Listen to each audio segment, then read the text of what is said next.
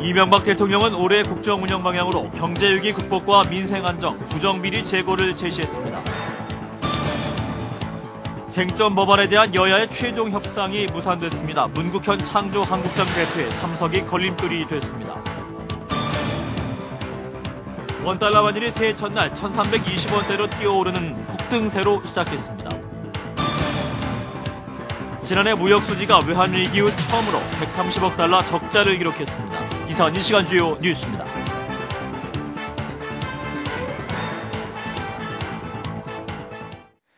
시청자 여러분 안녕하십니까? 이명박 대통령은 신년 연설에서 비상경제정부 체제를 구축해 경제위기 극복에 매진하고 공직사회를 비롯한 사회 모든 분야의 부정과 비리를 제거하겠다고 밝혔습니다. 청와대에서 이재기 기자입니다. 이명박 대통령은 신년 국정연설에서 비상경제 내각을 구축해 경제위기에 대응하겠다고 선언했습니다.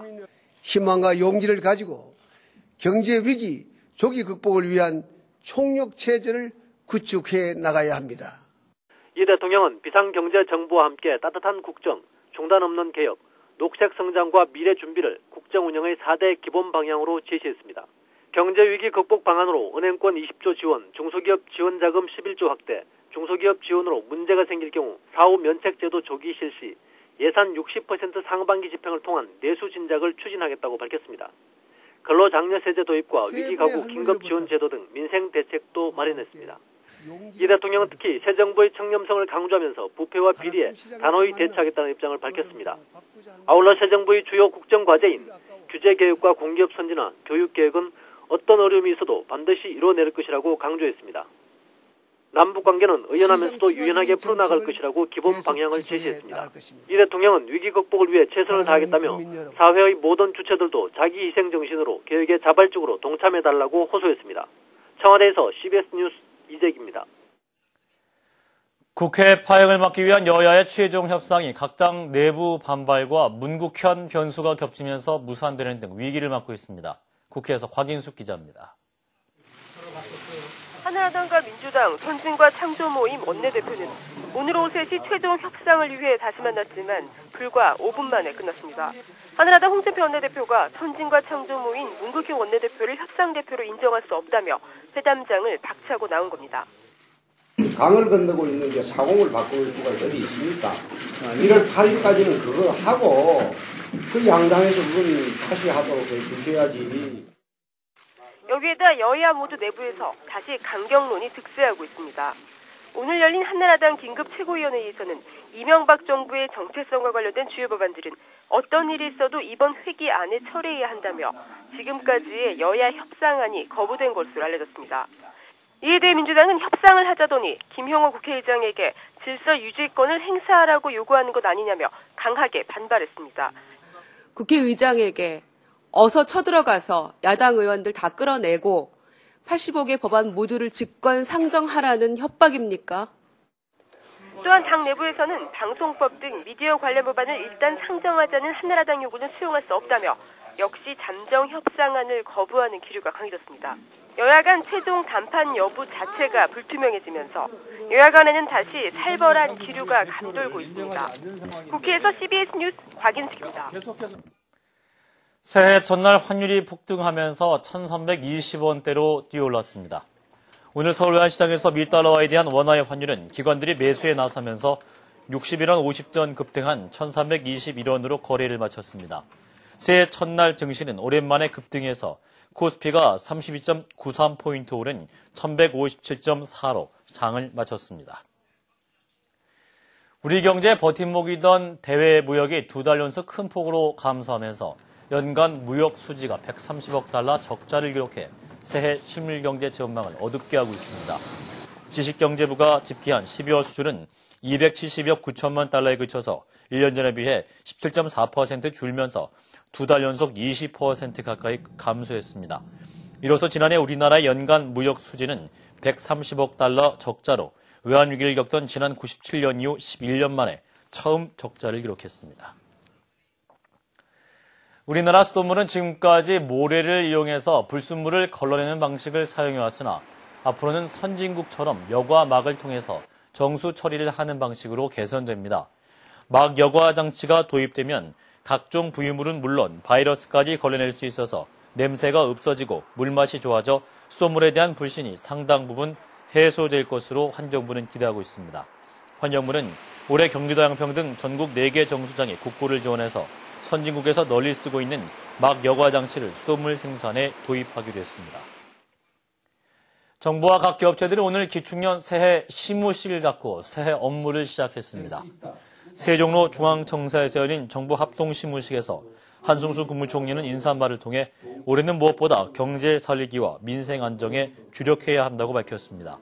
각 기업체도 오늘 시무식을 갖고 새해 위기 극복 의지를 다졌으며 CBS도 이정식 사장이 참석한 가운데 시무식을 갖고 특종상 시상식을 갖는 등 새해 힘찬 출발을 다짐했습니다. 이어서 영화 소식입니다.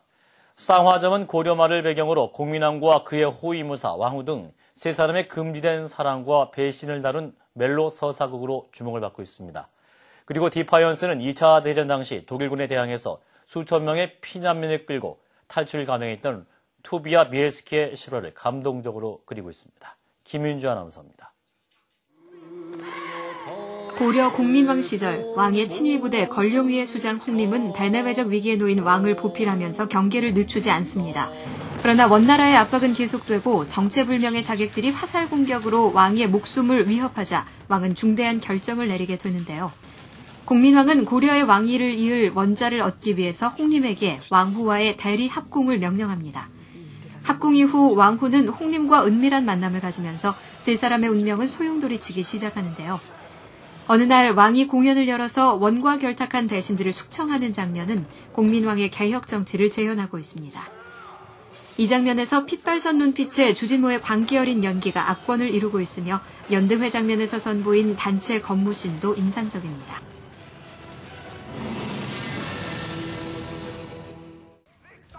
(2차) 세계대전 가족을 모두 잃은 투비아는 독일군과 밀고자를 죽인 뒤 형제들을 이끌고 숲으로 몸을 숨깁니다. 숲으로 도망온 피난민들을 외면하지 못한 투비아는 은신처가 발각될 것을 걱정하는 동생의 반대를 무릅쓰고 그들을 받아들이는데요.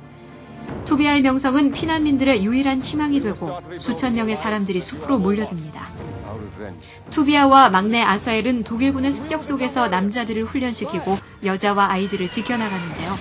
투비아의 은신처를 초토화하려는 독일군의 대공습이 시작되면서 사랑하는 여인과 수천 명의 생명을 지키기 위해서 마지막 사투를 벌이게 됩니다. 007의 다니엘 크레이그는 무장 게릴라 투비아 역할로 변신해 전쟁 한복판에서 살고자 하는 인간의 의지를 강렬하게 표현하고 있습니다.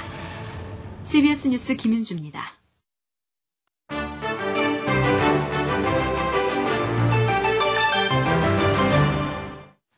슬로바키아에서는 새해 첫날부터 유로화를 공식적인 통화로 도입한다고 밝혔습니다. 27개국 유럽연합 회원국 중 16번째로 유로를 사용하는 국가에 가입하게 됐는데요. 예 공산주의 국가 중에는 지난 2007년 슬로베니아에 이어서 유로 사용국 두 번째 나라가 됐습니다. 새롭게 유로존에 가입하게 된 슬로바키아로 한번 가봅니다. 슬로바키아에서는 새해 첫날부터 유로화를 공식 통화로 도입한다고 밝혔습니다. 슬로바키아의 유로존 가입에 따라서 전 세계적으로 유로를 사용하는 인구는 3억 2,900만 명으로 늘어났습니다. 슬로바키아는 지난 2004년 유럽연합에 가입한 이후 급속한 경제 성장을 누려왔는데요. 정부는 유로존 가입을 통해서 글로벌 경제 위기 여파를 최소화할 수 있을 것으로 기대하고 있습니다. 네덜란드에서는 전국 49곳에서 몰려든 2만 1,000여 명의 사람들이 북해에 뛰어들기 위해서 모였습니다.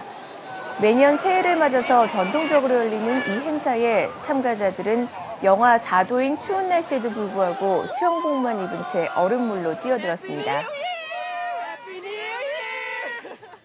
미국 뉴욕의 샌디 후크베이에 모여서 2009년을 맞이하는 사람들. 영하 6도의 낮은 기온과 강한 바람으로 체감 온도는 더욱 낮았지만 물에 뛰어드는 행사는 한 해를 시작하는 좋은 기회라면서 마냥 즐거워했습니다. 이탈리아 로마에서는 4명의 남성들이 티베르강으로 다이빙을 하면서 새해를 맞았습니다. 추위를 이기고 새해를 힘차게 시작하자는 뜻에서 해마다 열리는 전통 행사.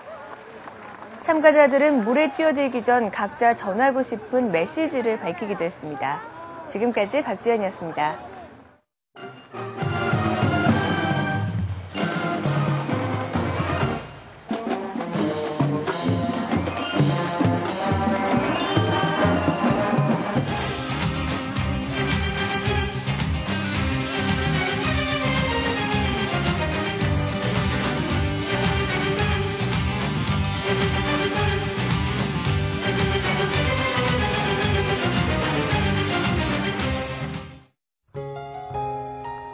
날씨입니다. 주말인 내일도 전국이 대체로 맑겠고 다음 주 중반까지는 큰 추위도 없겠습니다.